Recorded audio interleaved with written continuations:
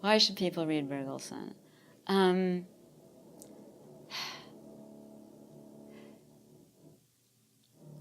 I mean, why should you read any great author?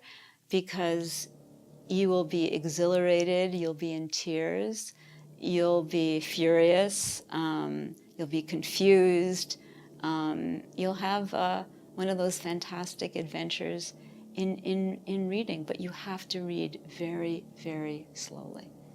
You can't read for what happens next, because as we know, like Chekhov, almost nothing happens, and except in certain work.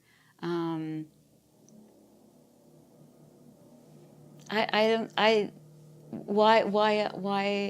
should you read any great author? I mean, I have a polemic, but I don't think that there's a reason to have an argument. I don't think there's a that's not the reason. I mean, things cry out in Bergelson.